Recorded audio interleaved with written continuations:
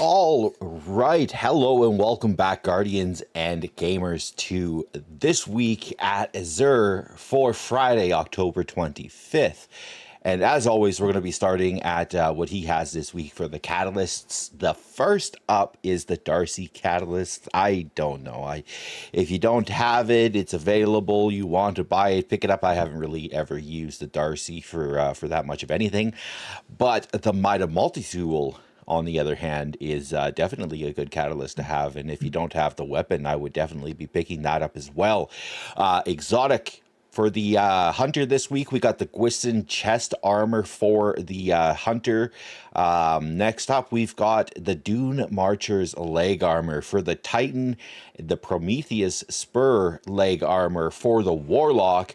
And as well, for the Hunter, because that's which character I'm on, we've also got the Hinterland Strides leg armor, the Artifice leg armor. I want to point out one big thing about this is the 28 resilience that's on here. It's got some other stats in other places, which is kind of meh, but picking that up with that 28 Reza will definitely help you out. I'll also point something out after. And it also is Artifice armor, so once you're able to get that slot, you can put an extra perk in there for your stats for your character, which is absolutely awesome. Moving on, this week the Hawkmoon hand cannon is rolling with hip fire grip. Next up, we've got the Cerberus or Cerberus, however you want to pronounce it, auto rifle. This thing is actually pretty good. It's got a really decent stagger effect. I've actually used to use it in PvP quite a bit because you can basically two headshots with this thing, and it staggers on the first shot, so it does stun Guardians in PvP. Next up, and this is one I think everybody should have, is the Trinity Ghoul. This is an ad clearing beast, and it's absolutely amazing with a arc build, so definitely be picking this one up as well. You'll definitely not regret it.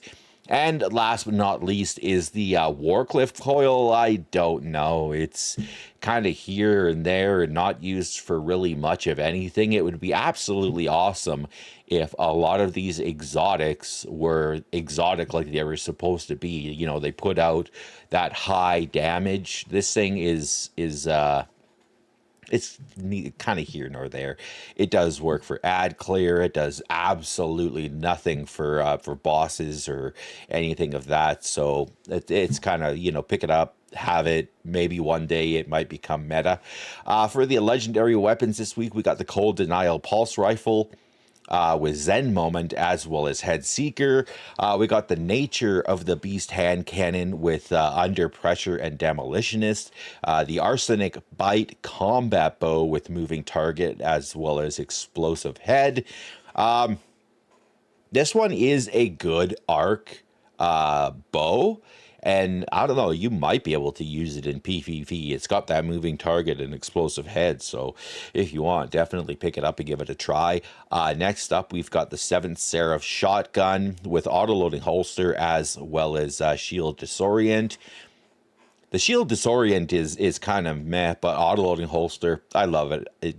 I would suggest picking it up.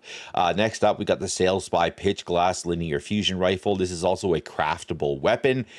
So if you don't have it crafted, you can definitely pick it up and be using some of those little red things. I can't remember exactly what they're called, but let's see if I can find that. Yeah, the deep sight resonances, those things. But yes, it does have extended barrel, accelerated coil, clown cartridge, and focus fury, which actually isn't too terribly bad. Next up, we have the just in case sword.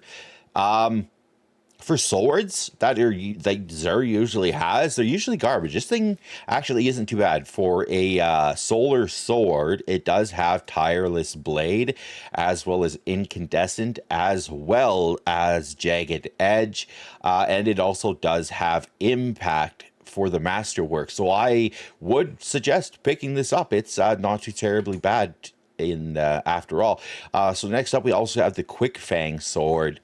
Like I mentioned, most swords are kind of booty. This is just booty, in my opinion. Next up for the armor set this week for the Hunter, we have the Jensum Knight armor set. I'm going to point this one out right off the bat. That 30 recov and the 24 intellect. This paired with the other one on the first page here. Let's go back. So yeah, 28 Rezil, and then you could go with the other one here, which is that 30 recov. Those two together are absolutely amazing if you're trying to get like those trip 100s, or even if you can, getting those quad 100s. And the other one is also Artifice armor, so that's going to help out as well.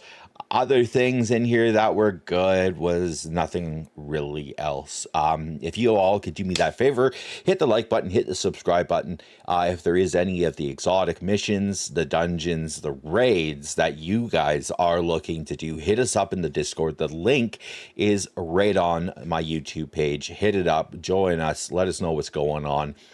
Check out some of the Helldivers missions that we've been doing. Been loving it in between doing Destiny as well as Helldivers. So it's absolutely awesome, everyone.